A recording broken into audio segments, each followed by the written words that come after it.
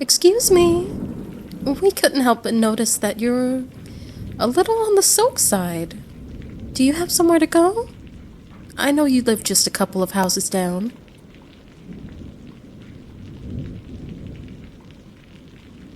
Well, then come in here. You don't need to be catching anything. We just put dinner on the table and there's more than enough for you to join us.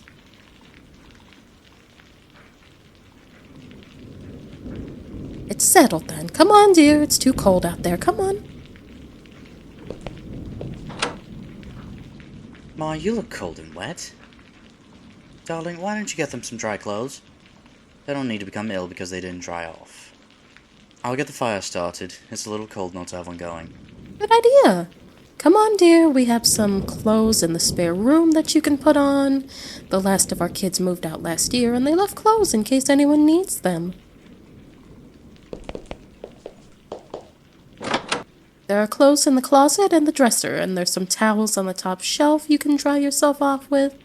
Just come downstairs whenever you finish, and we'll put your clothes in the dryer for you, okay?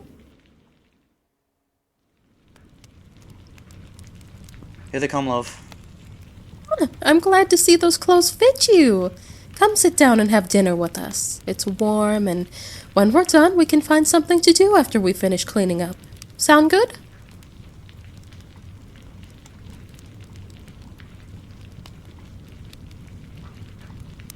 You look like you've been out there a while. Any reason why? Makes sense, I suppose. Though not completely. Why do you feel you shouldn't go home? Feeling guilty, huh? Want to talk about it? Well, sure. We'd love to help if we can.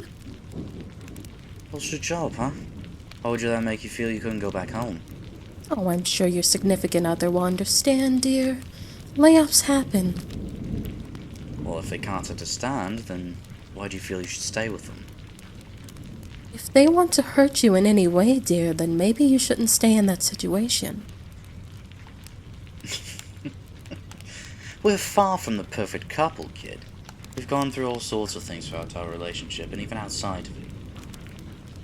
Maybe you should just look at how things go in different situations and weigh your options. Oh, we don't mind, dear. We can tell you all sorts of stories. Well, for one, we met in a bar in America, hence my dear wife's accent. She was not in a very good place at the time. She was barely making ends meet, while here I am, a successful businessman with several companies. We fell in love, but were unable to be together at the time because she was married to an absolute bastard. He did all sorts of awful things. Ended up being in debt to the wrong crowd. Since she and I kept in contact, I was able to go back to America and take care of her. We've been hopping the pond ever since. Well, I kind of felt stuck, I suppose. I didn't see any way out. But as soon as those bikers took care of my horrible ex-husband, I felt like I had the freedom to get away. Well, I had 2 young children that he used to control me a lot. But once my wonderful husband rescued me, we had a lot of adjusting to do. He was gracious enough to split our time between America and England, and it was a much more wonderful environment for the children. Well, I suppose... Well, it looks like we're eating next to the hearth tonight. Come on, dear. Get close so you can have some light and stay warm. Oh, don't worry. We'll continue the story. Well, I can tell you're already invested, aren't you? Well, it's not hard to figure things out if you work together. Well, it sounds like your partner is working against you, not with you. We can't exactly speak on that. The worst fight we had was over whether we needed to change our minds on dinner one night because one of our guests was being a picky eater. Maybe you should talk to your partner about what's going on. I can understand that it can be hard when they try to deny everything you're saying. Well, we had one of the kids' friends over for the day, and they absolutely refused to touch anything we made for dinner. They wanted something rather specific and wouldn't eat anything else. I said he needed to get over it and eat what we had, and she argued that we should make it special for him. Quite annoying, really. Well, I suppose that eventually we argued it out, and I won. Yes, you're fairly convincing. I know I am. I love you. I love you too, dear. How do we make our relationship work? Well, it's a little complicated, I suppose. It's not that complicated. Really, all you have to do is make sure that everything's give and take, and not give and give and take and take. True, you have to make sure that both of your needs are being met, physical and mental.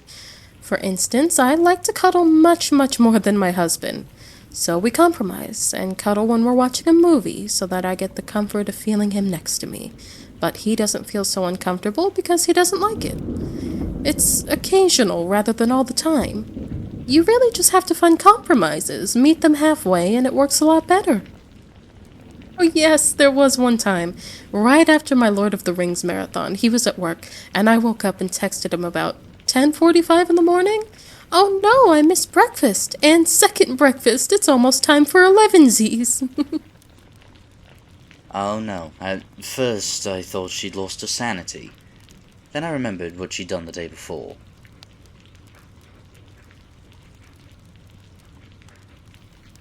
You can also tell because you'll have some moments that you overact things just to be funny. Like the stop sign, remember, dear?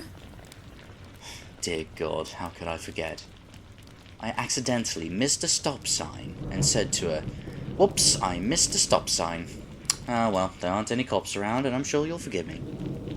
To which I replied, my face deadpan, with a "Nope, sorry man, I love you and all, but you missed that stop sign. That was the very boundary securing our relationship. We're so over." And then I began to overdramatically start fake sobbing and said, "I've ruined everything over a stop sign. I should have known." Could hardly keep from laughing when I replied with, "You're such a ham. Sorry, babe." I love your fake sobbing. It's so over the top. I couldn't help but respond with, "Well, of course it is. That's the point. You start out small, then grow out in intensity until..."